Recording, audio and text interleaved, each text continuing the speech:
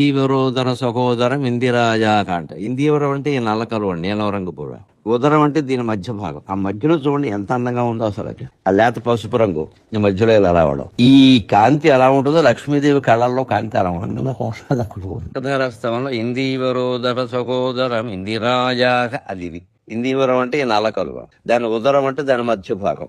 మధ్యలో ఈ చిన్న కేసరావు తోటి ఈ లేత పసుపు రంగులో ఎలా ఉన్నారు చూడు. లక్ష్మీదేవి కళ్ళల్లో కాంతి అలా ఉంటుంది. శంకరాచార్య వారం దీని కుముదం అంట. కుముదం అంటే తెల్ల కలువ. దాన్ని ఇందీవరం అంటారు, నల్ల కలువ. దాన్ని కలహారం అంటారు. కలహారం అంటే ఎలక. ప్రత్యేకం పేర్లు ఉన్నాయి. కలహారం, కుముదం, ఇందివి. ఈ కుముదంలో సరస్వతి దేవి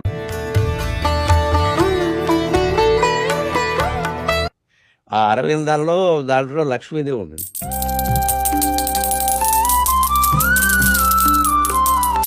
ఇందులో పార్వతీదేవి